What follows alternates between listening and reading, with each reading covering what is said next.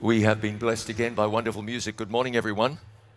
Lovely to see you. I want to thank Elder Remmers for his kind introduction. He told me later he didn't attempt to pronounce the name of my hometown. I am from a little town called Ngaruawahia on the North Island of New Zealand. And if you study the Greek, you will discover that that is where the holy city, the New Jerusalem, is going to land when it comes down from God out of heaven, prepared as a bride adorned for its husband, right there in Ngaruawahia, New Zealand. He referenced my daily devotional. It's called Every Word, in Espanol, Toda Palabra, con Robert Costa. But if you would like to get that, I would love you to do so. Go to itiswritten.com, sign up. We will send you the daily devotional every day. And I believe you'll be blessed. It's something you can share. Preachers should look at it. It's filled with sermon illustrations. So Every Word, or en español, Toda Palabra, con Robert Costa. One other thing, while I'm here, I might as well. I do want to let you know about the It Is Written channel. Find us on itiswritten.tv. If you have Roku in the US, we are there. Itiswritten.tv. I love to go to work. I'm looking forward to doing so Monday morning at our place. It's all evangelism all the time. We're working towards a major evangelistic series in Baltimore later this year as part of Pentecost 2025. I'll be co-preaching that with the North American Division President, Dr. Alex Bryant, and we're going to have a good time. We'd love for you to join us. That will be streamed. You can pick it up anywhere around the world. Part of Reach Baltimore, working with several conferences, and it's part of... Où que vous soyez dans le monde, vous pouvez vous brancher sur itiswritten.tv. C'était un privilège pour moi d'être avec vous au cours de cette semaine et nous prions que Dieu soit avec nous jusqu'à présent. Prions et attendons la bénédiction de Dieu. Notre Père dans les cieux, en Jésus-Christ, nous venons à toi. Nous te demandons de nous bénir. Tout ce que tu veux que nous prenions aujourd'hui, nous prions pour ta volonté. Nous prions à ce que tu nous parles à travers la parole, que tu nous parleras à travers ton Esprit Saint. Nous sommes venus aujourd'hui avec des fardeaux, nous sommes avec nos joies, nos peines. Il y a d'entre nous qui sommes venus pour te chercher pour demain, mais pour tous ceux qui sont là, nous prions à ce que tu nous touches et que tu nous amènes à toi. Nous te le demandons au nom de Jésus. Amen. Le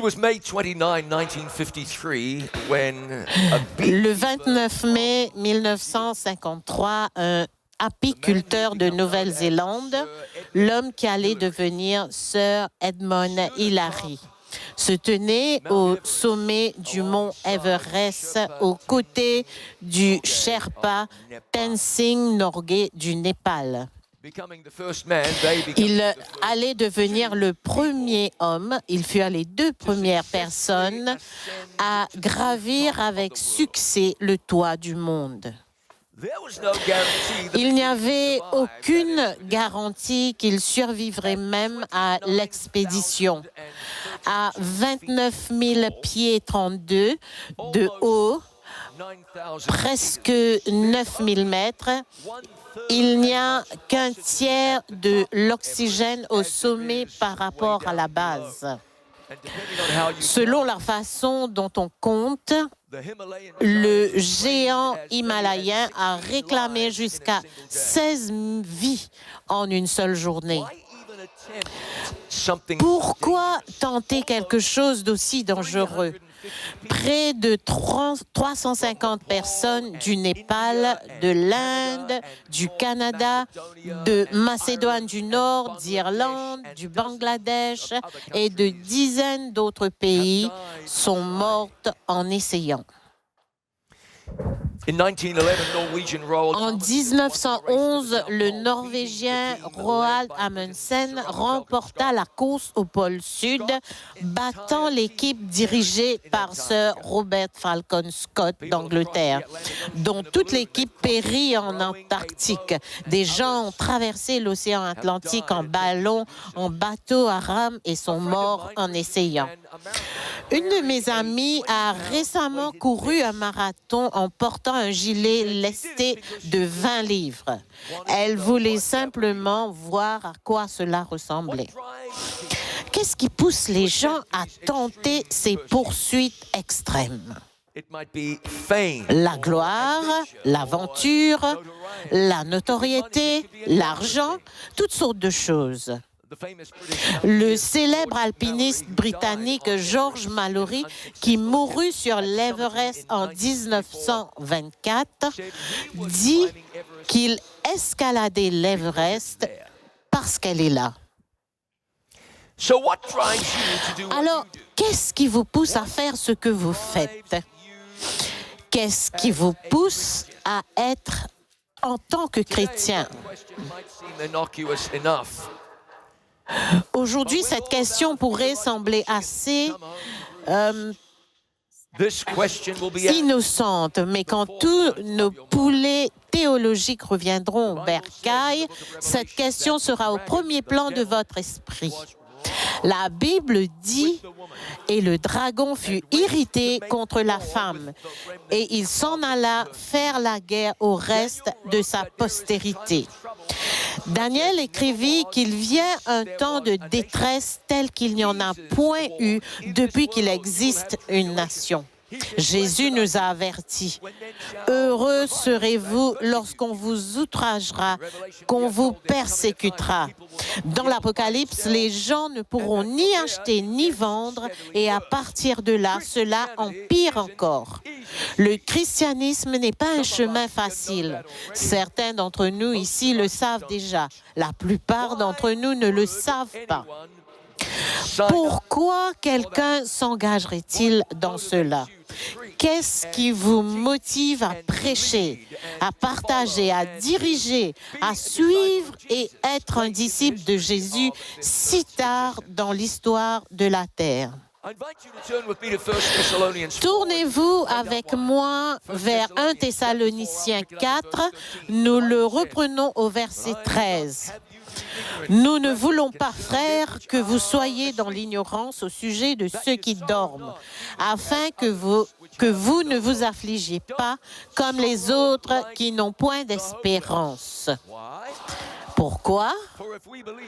Car si nous croyons que Jésus est mort et qu'il est ressuscité, croyons aussi que Dieu ramènera par Jésus et avec lui ceux qui sont morts.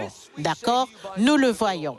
Voici en effet ce que nous vous déclarons d'après la parole du Seigneur.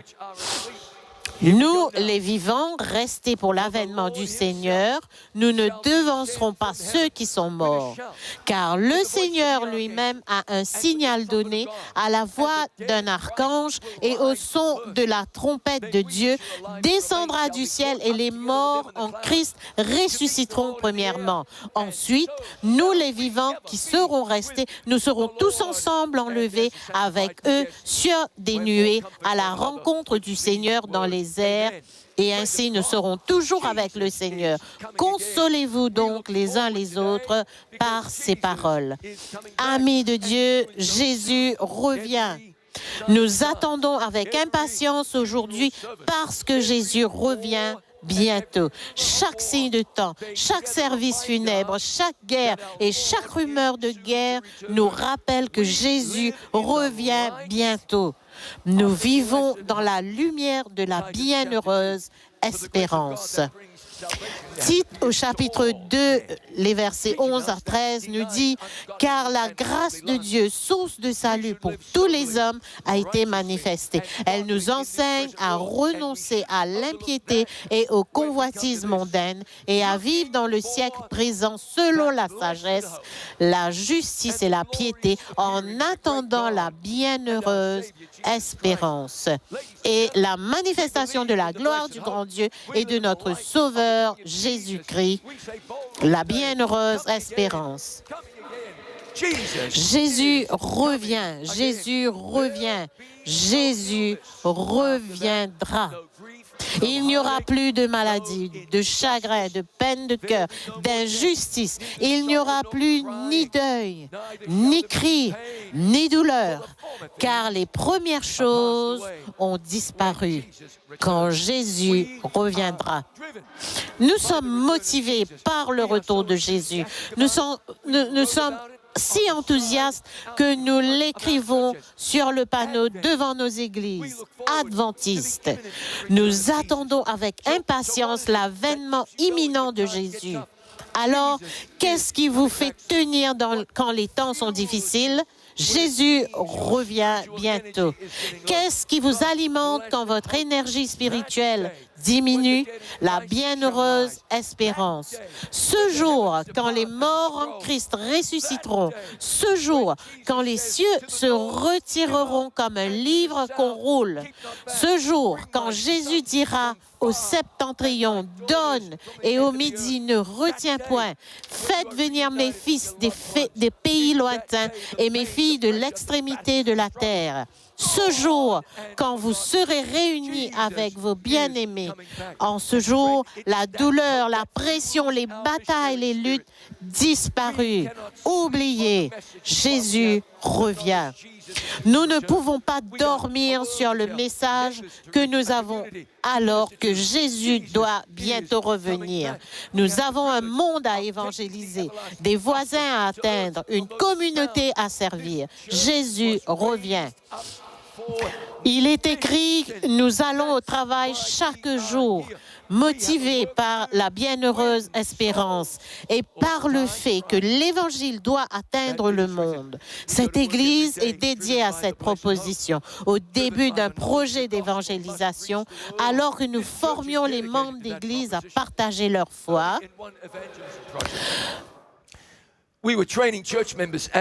Nous aidions les membres à partager leur foi. Un membre d'église commença à partager avec quelqu'un avec qui il avait travaillé. Et bientôt, ils commencèrent des études bibliques. L'ami vint à nos réunions avec sa femme. La femme ne savait pas que le mari devait mettre fin à ses jours une fois le divorce finalisé. Mais alors que le couple assistait aux réunions, leurs questions trouvèrent des réponses.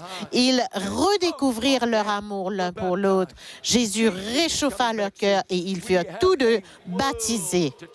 Jésus revient bientôt. Nous avons un monde à évangéliser. Maria et Samuel pensaient avoir tout, mais Maria sentait qu'il manquait quelque chose. Elle commença à regarder Escrito Está avec le pasteur Robert Costa sur City TV à Bogota, en Colombie.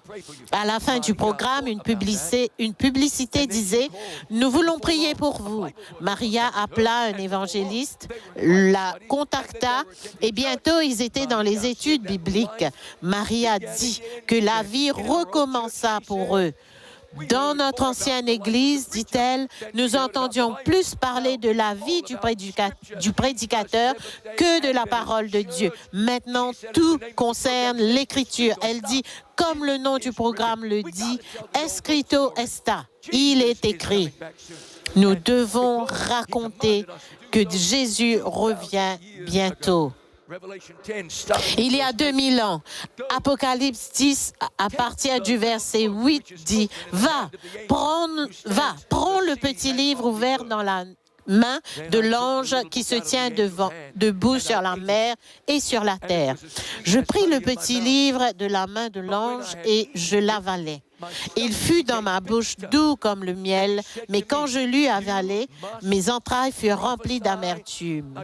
Puis on me dit, il faut que tu prophétises de nouveau sur beaucoup de peuples, de nations, de langues et des rois. Prophétise de nouveau. C'était le message de Dieu pour nous 1800 ans avant que nous existions. C'est notre chemin tel que Dieu nous l'a donné. Dieu dit, Votre rôle est de prophétiser de nouveau à toute nation, tribu, langue et peuple. Nous sommes appelés à proclamer la bonne nouvelle, à prêcher l'évangile éternel. Dans toutes les parties de ce monde, dans toutes les parties de cette planète, Dieu nous dit, prêchez l'évangile éternel. Pour une raison quelconque, alors qu'il était en route vers l'endroit où il allait mettre fin à ses jours, Arthur s'arrêta pour faire le plein d'essence. Alors qu'il remontait dans sa voiture, quelqu'un qu'il ne connaissait pas l'interpella et l'invita à une étude biblique le mardi soir suivant. Il y réfléchit, accepta l'invitation et rentra chez lui.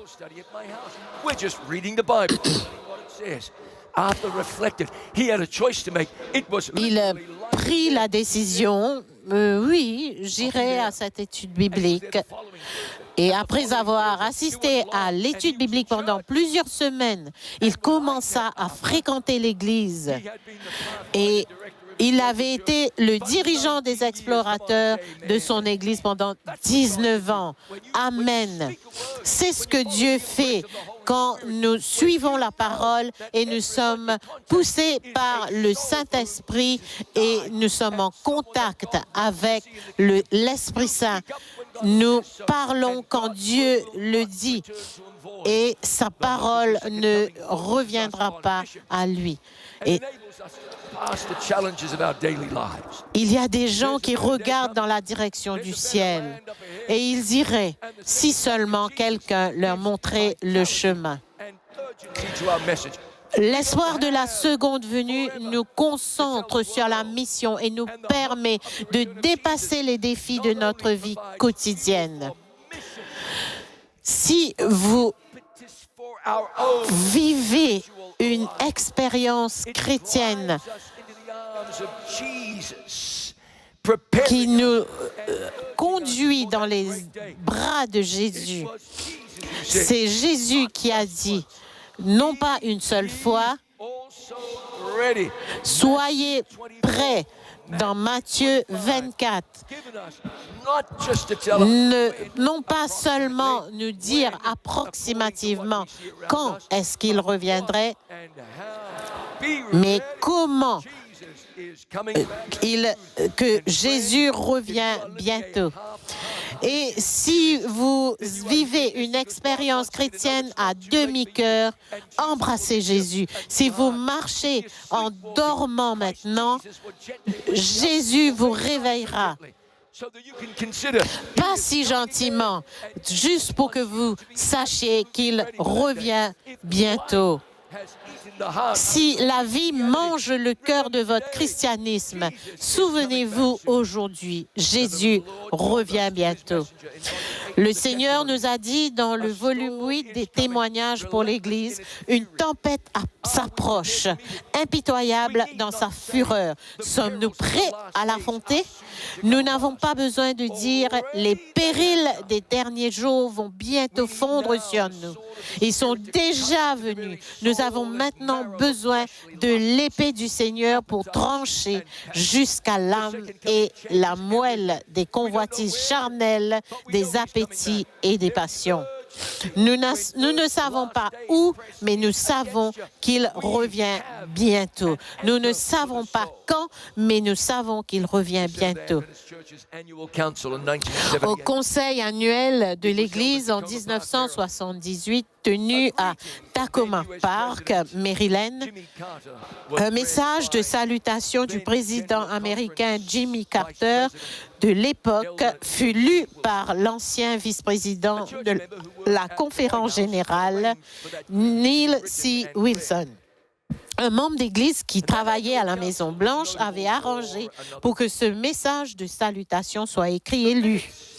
Et ce conseil annuel était remarquable pour une autre raison.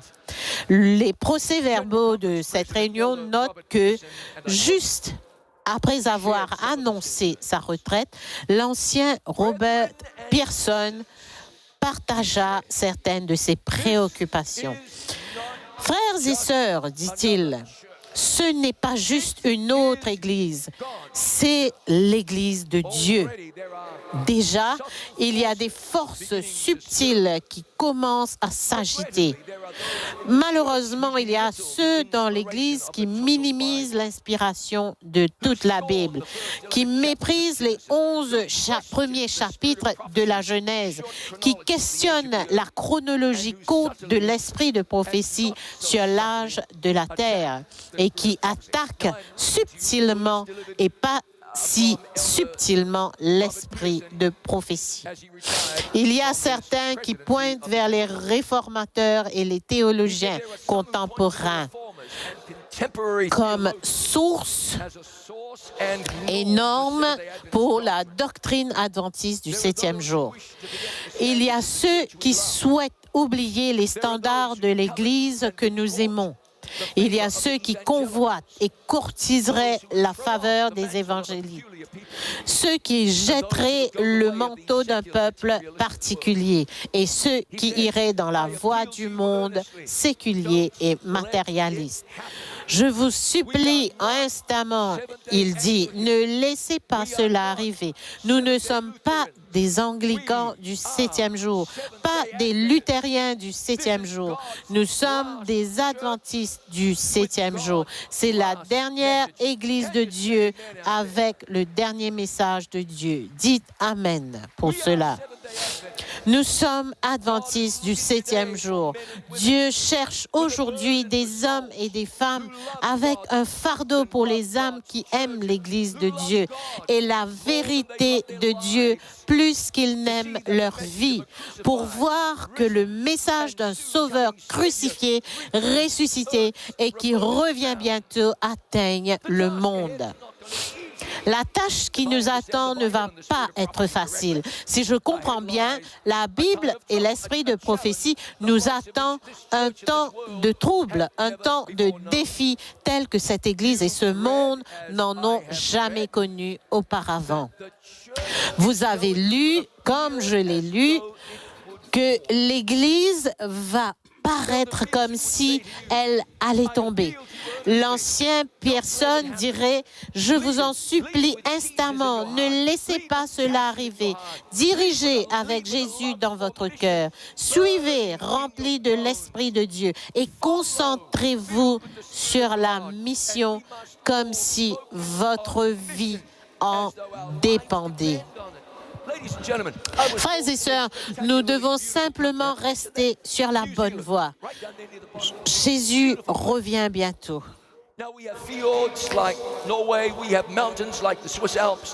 J'ai grandi dans un endroit en Nouvelle-Zélande où il y a les gens les plus beaux, les plus intelligents, un peu plus petits que l'Italie.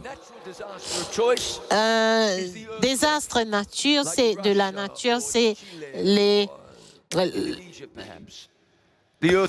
tremblement de terre. Nous avons des activités thermales comme en Islande, comme Yellowstone. Et quelque part dans le pays, il y a des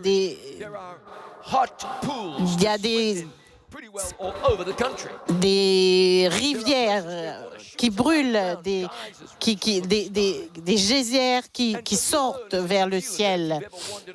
Si vous êtes déjà allé en Nouvelle-Zélande, vous verrez qu'il y a des chemins. Vous ne pouvez pas quitter ces sentiers qui sont là. Et si vous quittez ces sentiers, vous allez tomber dans ces rivières trop chaudes et vous allez brûler.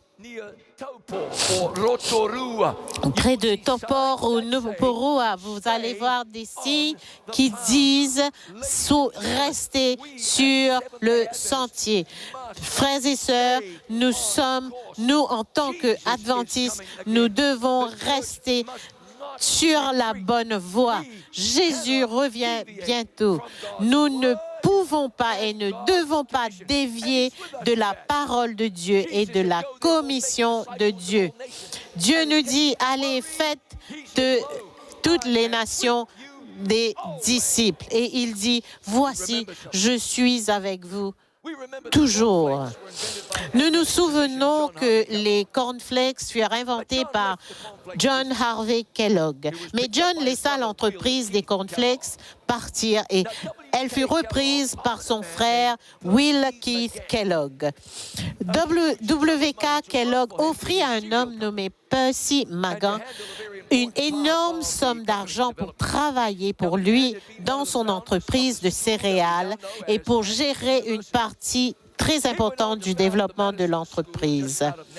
Magan avait été l'un des fondateurs de l'école qui est aujourd'hui connue sous le nom de l'Université d'Andrews.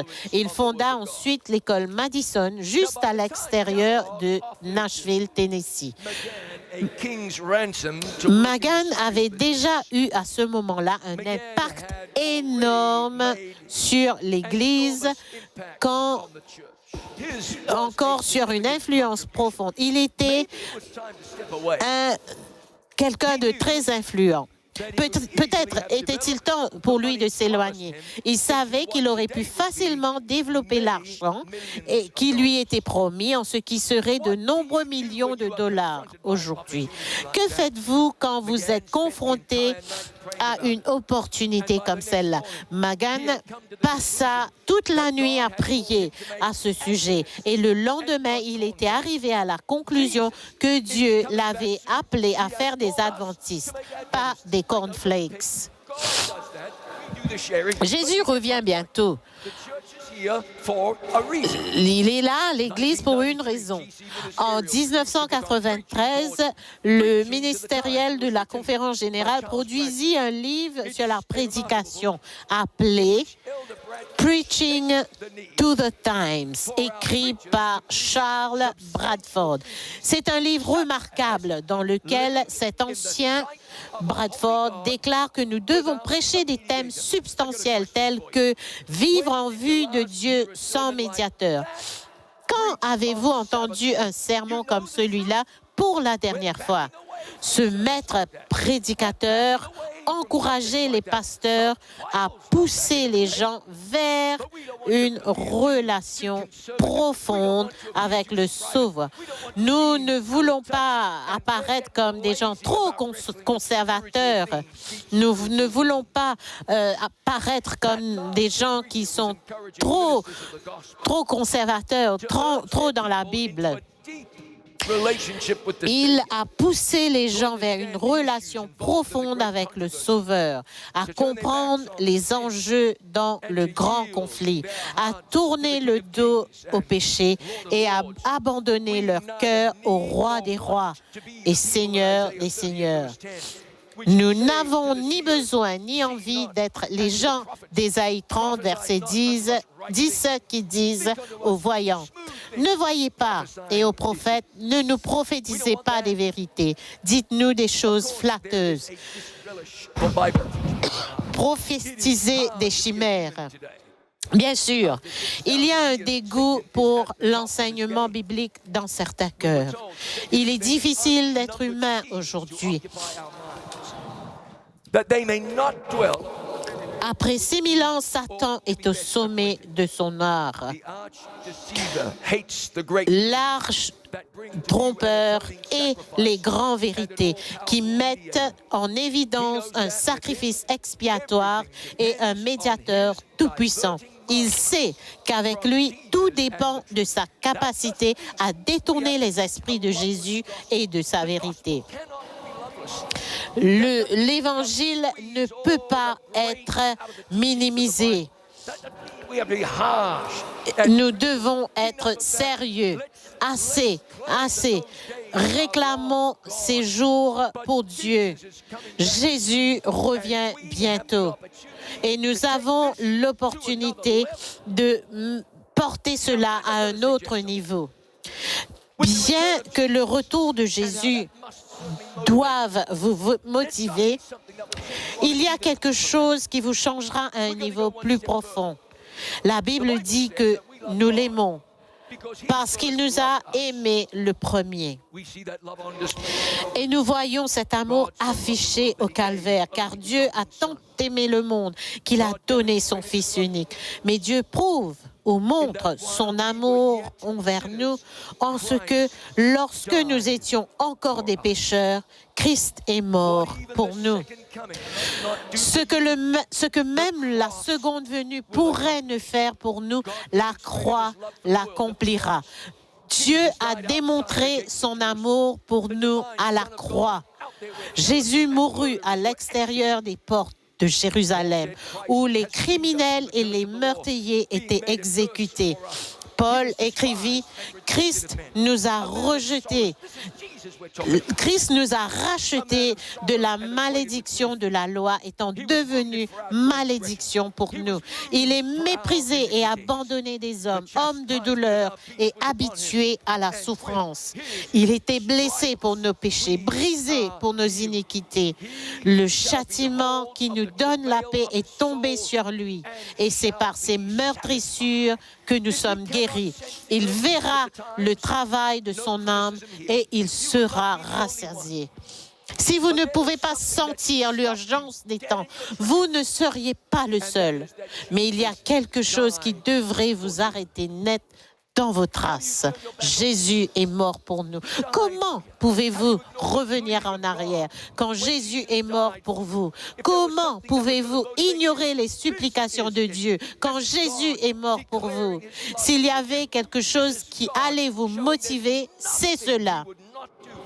C'est Dieu déclarant son amour pour vous. C'est Dieu vous montrant qu'il n'y a rien qu'il ne fera pas pour assumer la pénalité de votre péché et vous offrir la vie éternelle. Dieu ne vous parle pas depuis la croix. Il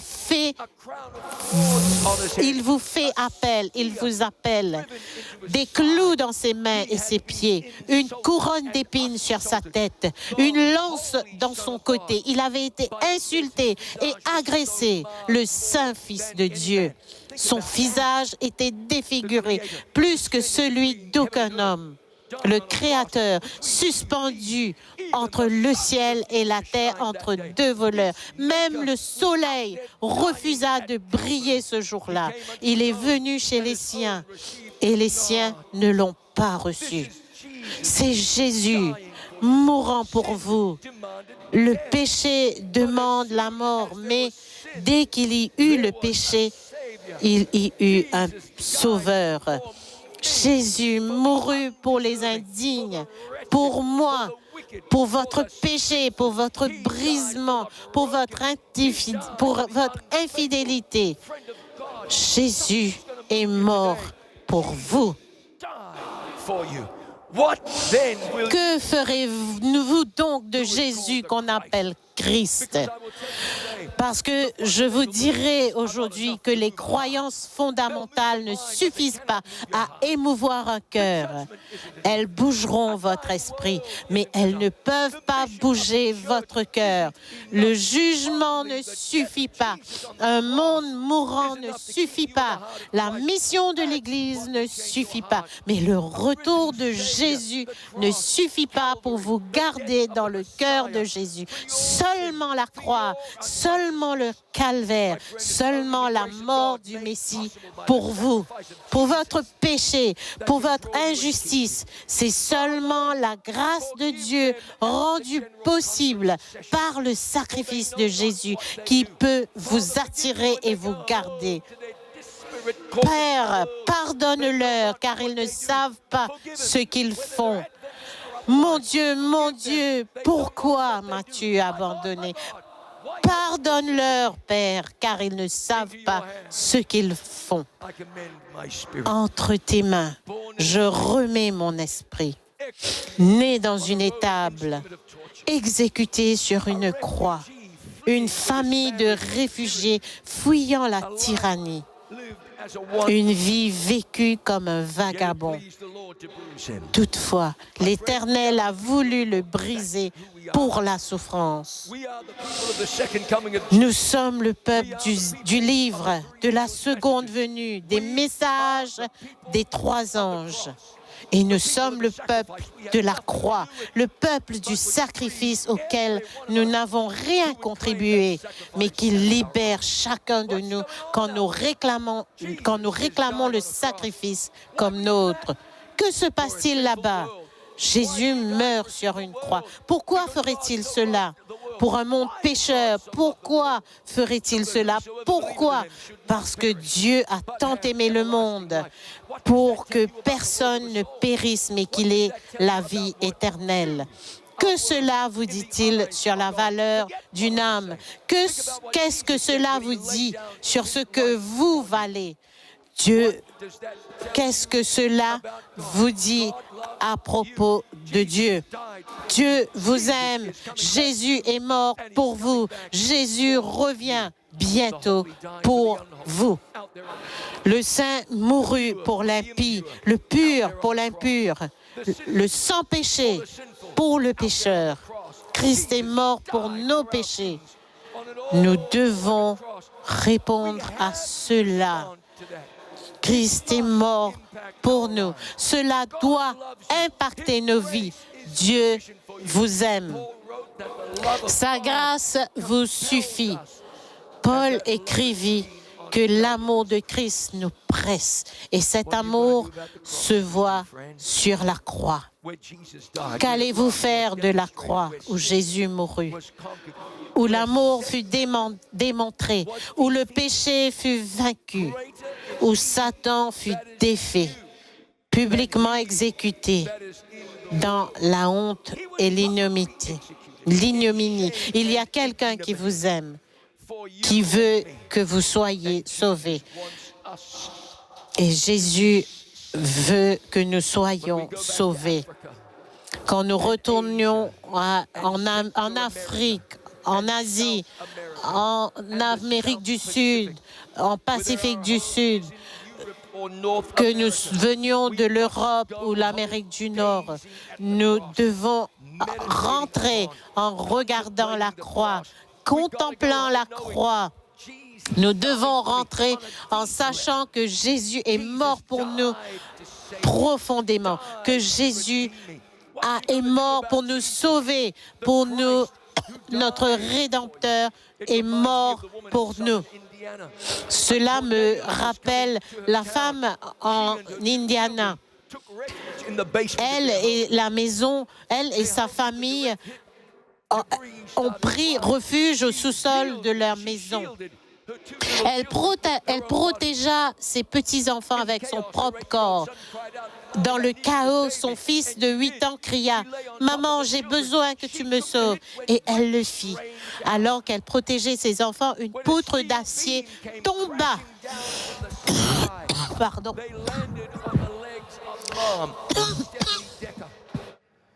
She said, I wanted to do anything I could to protect my children. Both of her legs were amputated, one slightly below the knee and one above. And if you happen to be in a supermarket or on the street in a town in southern Indiana, and you see the lady walking about with 2 prosthetic legs, you are going to say, there's the woman who... Elle fut amputée des 2 jambes. Et on l'a connue comme la femme qui a sauvé ses enfants. Elle a dit, je voulais faire tout ce que je pouvais pour les protéger. Ses 2 jambes furent amputées. Et voilà, c'est l'homme, Jésus, qui est mort pour nous sauver. C'est celui qui aime son peuple. Et quand vous le verrez, vous allez demander quelles sont ces marques dans tes mains. Ce sont les marques que j'ai eues pour toi. Sur la croix, Jésus répondit à toute question sur l'amour de Dieu, toute question sur son dessein pour vous, toute question sur votre valeur en tant que personne. Sur la croix, Jésus démontra que quelqu'un vous aime vraiment, qu'il a des plans pour vous, des plans pour l'Église, parce que Jésus revient bientôt. Nous sommes adventistes du 7e jour. Nous sommes imprimés par l'Esprit de Dieu, par le Saint-Esprit. Nous prêcherons l'Évangile, nous proclamerons les messages des 3 anges. Nous sommes adventistes du 7e jour. Nous prierons comme si nous le pensions vraiment. Nous sommes adventistes du 7e jour. Il y a quelque chose dans ce nom. Il y a quelque chose que nous devons porter au monde. Nous sommes le peuple de Dieu. Nous ne sommes pas parfaits, mais notre Jésus est parfait. Notre espoir est dans la croix, dans le sang qui fut versé, dans la justice de Christ. Nous sommes adventistes du 7e jour. Que cela puisse être en première ligne de votre vie. Il revient bientôt. Nous sommes adventistes du 7e jour. Nous devons dire au monde que Jésus revient bientôt. Par ses blessures, nous sommes guéris. Nous sommes des pécheurs, mais par le sang de Christ, nous sommes justifiés. Notre espoir, notre espérance est dans la croix et dans le sang de Jésus. Notre espérance est l'espérance bienheureuse de ce jour où le ciel s'ouvrira. En ce jour, quand Jésus apparaîtra avec des milliers, des myriades d'anges. En ce jour, quand il n'y aura plus de gravité sous nos pieds, en ce jour, nous allons proclamer: nous sommes libres, nous sommes libres. Merci au Dieu Tout-Puissant, nous sommes libérés. Nous sommes adventistes du 7e jour et par la grâce de Dieu, nous allons réclamer la grâce de Dieu. Nous allons prier. Merci Dieu Tout-Puissant pour ce privilège. Nous ne sommes pas meilleurs. Non, nous ne disons pas que nous sommes au-dessus de tout le monde, mais nous disons que nous avons besoin de toi. Tu nous as envoyés, tu nous as donné un message, le message de la croix. Nous avons cette tâche d'aller dans le monde. Ô Père Céleste, qui est digne de cette tâche? Nous te demandons aujourd'hui, nous te demandons ta grâce, de la grâce supplémentaire pour... Nous ne sommes pas suffisants pour cette tâche. Je prie pour que l'espérance en Jésus nous inspire de nous abandonner plus profondément, de prendre l'Évangile plus loin. Nous croyons, nous entendons les chars à distance qui se préparent. Nous te demandons de nous donner cet engagement pour la mission. Et ceux qui veulent, qui disent « Me voici, envoie-moi », levez la main. Voici, nous sommes ici, envoie-nous. Nous sommes adventistes du 7e jour. Nous disons ensemble, j'irai. Avec l'Esprit, nous disons ensemble, donne-nous Jésus. Et nous disons ensemble avec Jean qui a écrit l'Apocalypse, reviens, viens Seigneur Jésus, nous irons par ta grâce. Et nous te remercions, nous te louons, nous te supplions de remplir ton Église par ton Esprit. Nous prions en Jésus-Christ. Priez avec moi, Adventistes du 7e jour. Amen et Amen. Que Dieu vous bénisse et que Dieu bénisse cette Église. Amen.